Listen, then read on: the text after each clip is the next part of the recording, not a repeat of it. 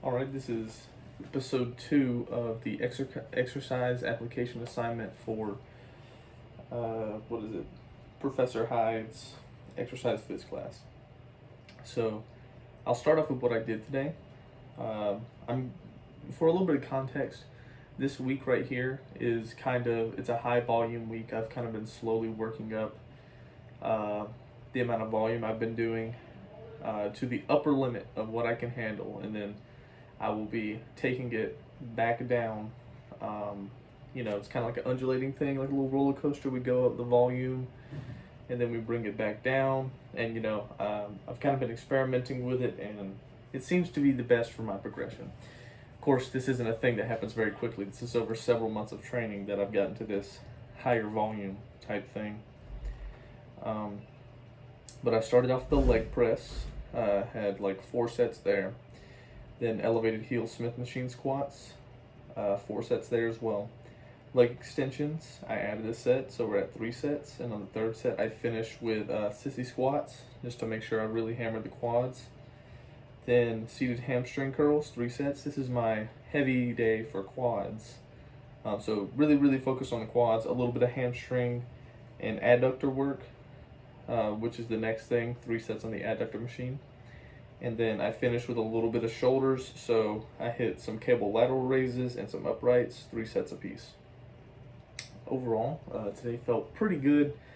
I was a little bit nauseous at the beginning, but that's more than likely just because of the intensity of the leg presses and the squats. Every set that I do is taken to failure. Maybe 1 rep shy on the squats sometimes, but usually that's only on the 1st set when I'm going heavy.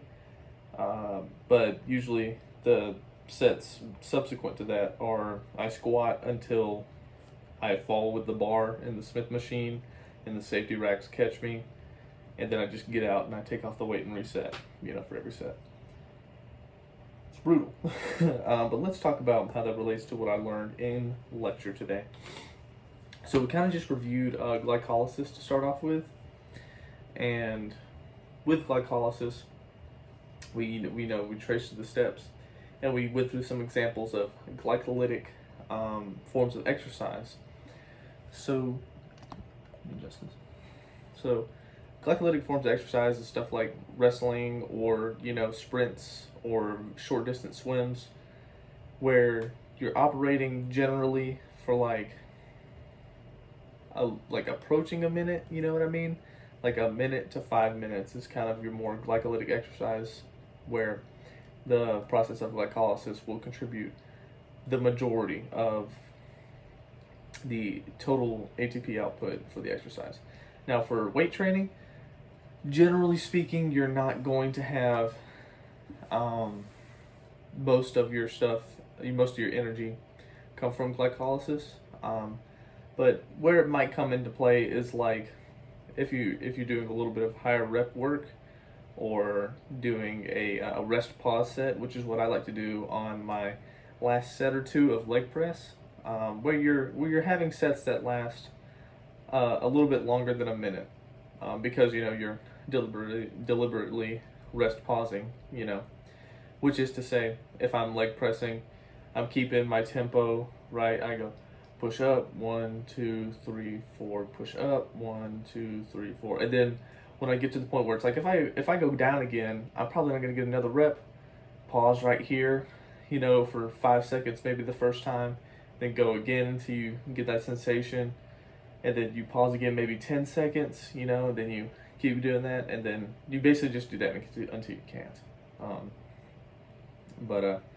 That would be where glycolysis, plays a bigger role than the phosphocreatine system, or the phosphophagin system, rather. No, I mean, you can say either.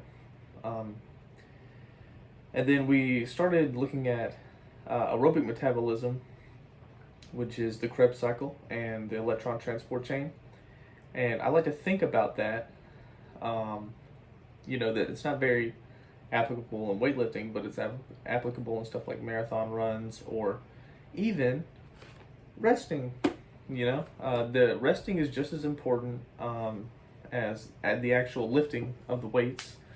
So when I'm resting in between my sets, I'm allowing sufficient, rest because I'm not rushing things. I'm training for hypertrophy. So, say I'm resting about 3 minutes in between sets, the heavy sets. It can be a little bit less than that for, the lateral raises and such if I'm feeling recovered. But generally, I like to keep it to about 3 minutes.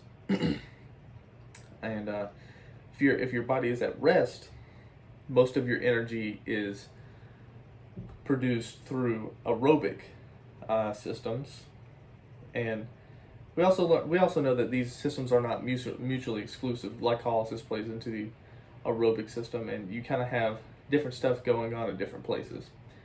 But when I'm resting between my sets, I'm kind of working through that Krebs cycle, where Oh, another interesting thing we learned is about lactate. So I kind of read this in the book, but it didn't really make sense to me until I came to lecture, and I was like, oh, okay, well, I got it now. Basically, pyruvate has two fates, and pyruvate is the end product of glycolysis. So when you start up here with the pyruvate, it can either go to the Krebs cycle in the ETC, or it can go into lactate, and not lactic acid, but it turns into lactate and acid.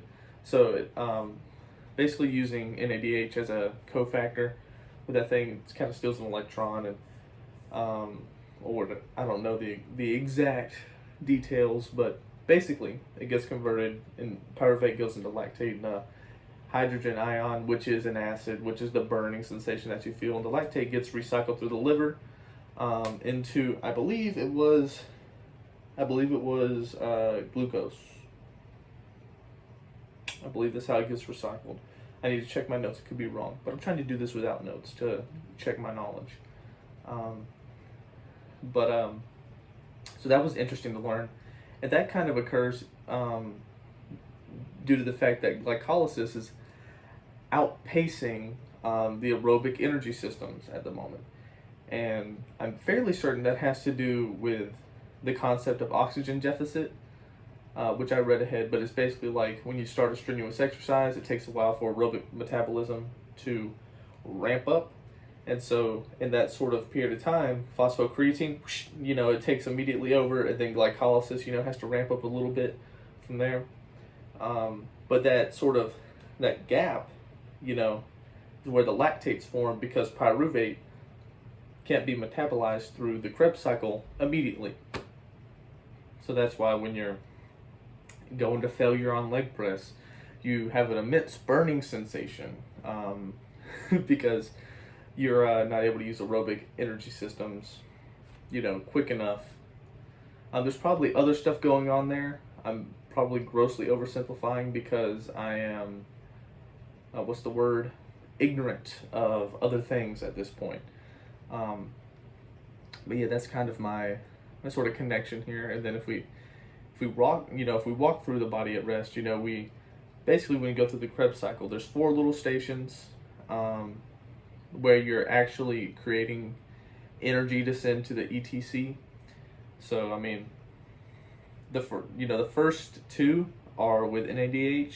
The third is FADH, and then the last one's NADH.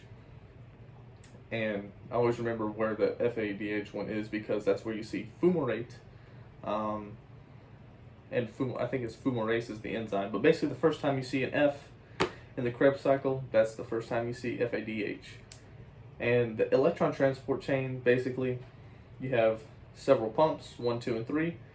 FADH goes through all 3, and at the pumps, a hydrogen is taken and put up here. Electrons go down the membrane into the other pumps, and FADH